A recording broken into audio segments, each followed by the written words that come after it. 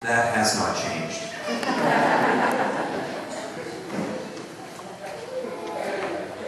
When I turned on the television this morning, the newscaster on WTAE, she said the Catholic Church has gotten a makeover. Stay tuned.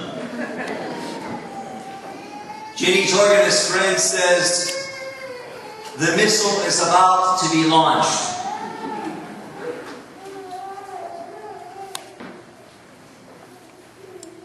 It takes me back down to 41 years ago when I was 8 years old making my first communion. That the Mass is different today. It's a monumental day in the history of the Church.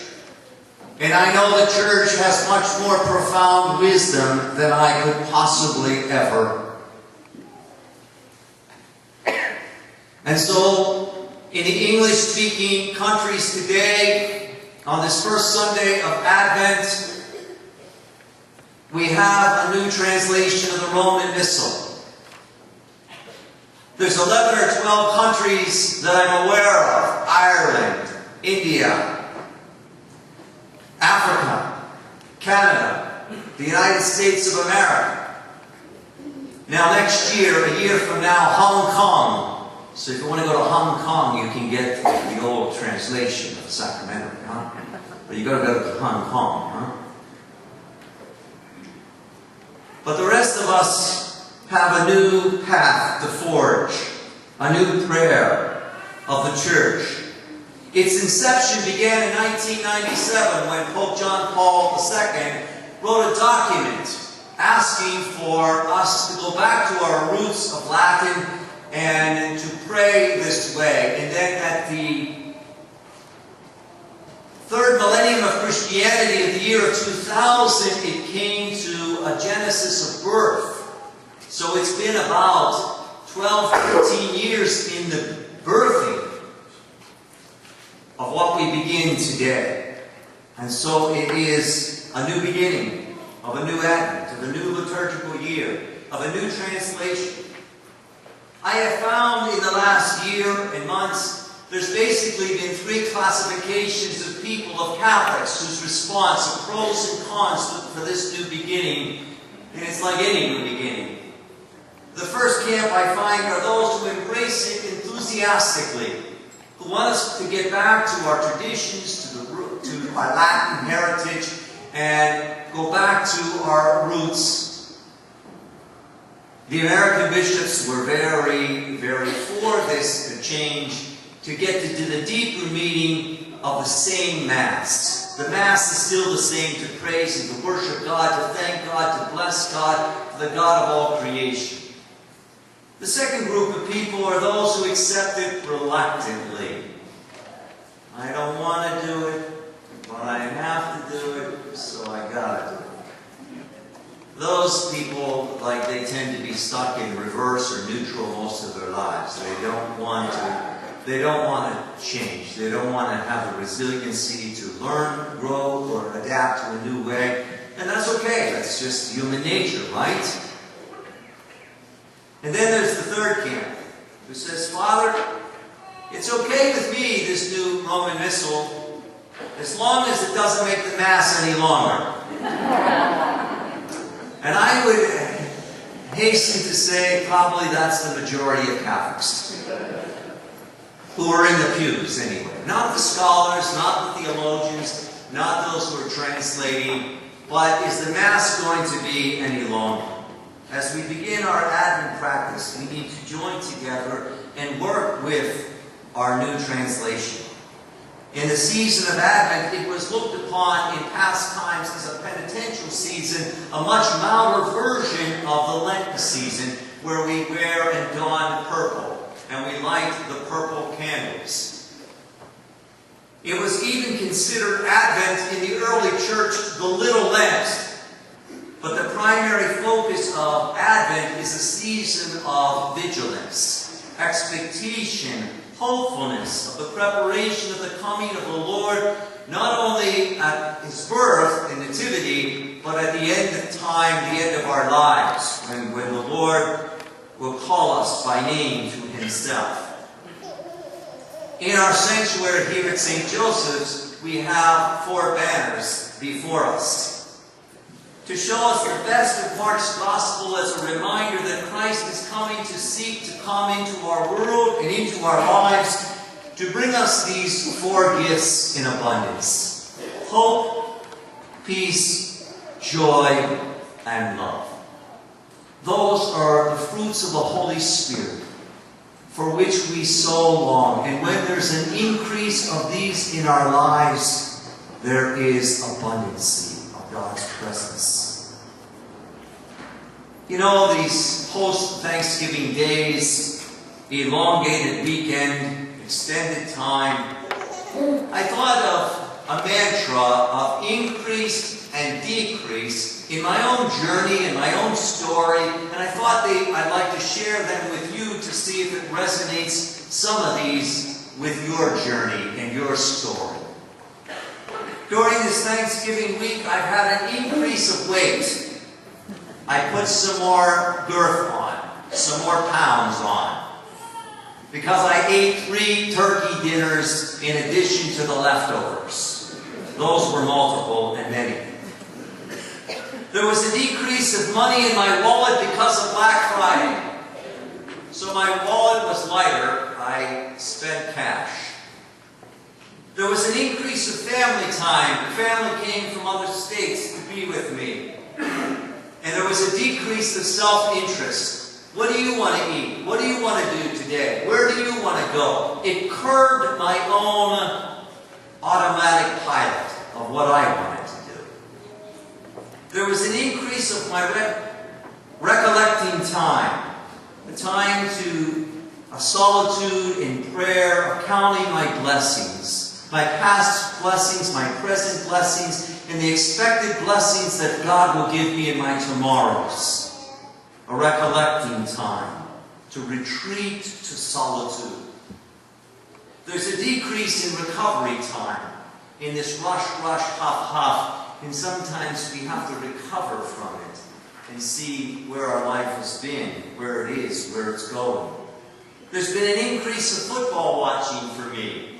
High school, college, pro. I got a heavy dosage of gridiron football. There's been a decrease in concern for others. Downstairs of all the offerings for the poor and the unfortunate that you brought for Thanksgiving Day will be shown to our solidarity with others. There's been an increase of warming temperatures here in Pittsburgh. But is there a decrease in forgiveness of others in our family? Where we need reconciliation, where we need to reach out to one another to heal the hurts and the brokenness and the pains and the wounds of our family and their extended circles, and maybe even our parish. An increase of gratitude for everything. The breath that we take, the sacraments that we receive, the people in our lives, the opportunities given to us. And a decrease of taking anything on any day ever for granted. All is gift, gratis, grace. Everything is gift. St. Teresa of Lisieux says. And the ultimate gift is salvation. Jesus is holding salvation for us to taste each day.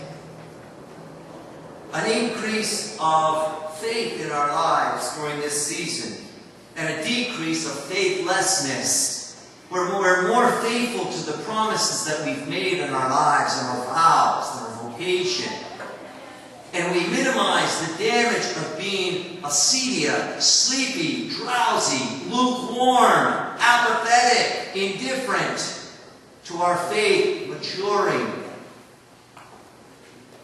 An increase of God's presence and a decrease of fear and anxiety. An increase of living one day at a time and a decrease of living in an overwhelmed and hysterical state of life. An increase in generosity and a decrease in stinginess. An increase of grace and a decrease of sin. Isaiah says that God created us and God shapes us and God is the potter and we're the clay. But he says We got to be refashioned and remade and reshaped because our free will burdens us, because choices that we make bring sin and hardness to the world.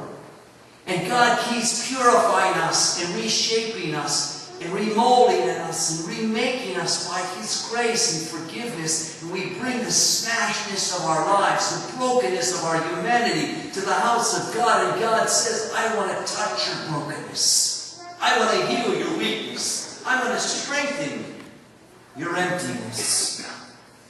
And we need an increase of that dosage of grace to curb the sin and temptations that are so readily available to us, that can bring our lives south in a wrong direction, away from God rather than towards God. Paul in his letter to the Corinthians says, I need an increase in the spiritual life and a decrease in the material world. People told me at Thanksgiving they were grateful to be with people who had faith to share the meal. They didn't want to be sitting at a table with faithlessness. People who just wanted the party. But they wanted to be with people who were spiritual.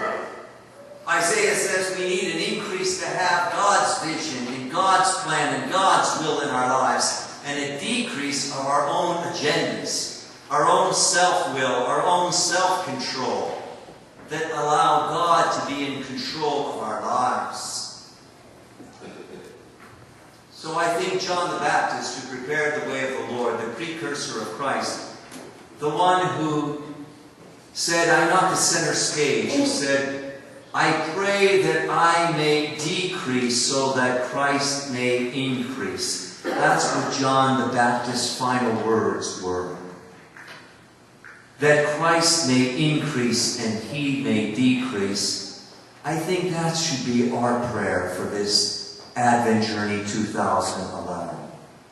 Because when Christ increases in us, the world is blessed abundantly. If a person has a clear conscience and never gives up hope, he is certainly to be congratulated, Solomon said, because he has won the world over. To be at peace within ourselves, a clear conscience, living in hope of a promised God, whose God in His gifts are beyond all human imagining. Salvation, redemption. He is to be congratulated. I asked the man this week, I said, what are you going to do this weekend? And he said, well, we have a tradition in our ritual in our family. I take all my grandchildren to go to Columbiana, Ohio. And they feed the horses, and they get candy at the candy store, and they take rides on the horses. And we have lunch together, and we go out and cut our Christmas tree, and we come home and prepare, put up the lights, ring up the lights, and put up the tree. He said, but then I tell my grandchildren, you know, in Nana's house, we go to the sacrament of reconciliation. Because if you really want to prepare for Christ's coming, He comes within our heart where we make a dwelling place of a home for Him to dwell. And He comes when we are at peace. That we are here to bring joy to others. That we are here to love one another. And we are here because we have hope in our hearts that God is the fulfillment of the human longing. And so we gather this Advent Sunday with a new translation of a new beginning of a new season to receive the freshness of God's grace and God's abiding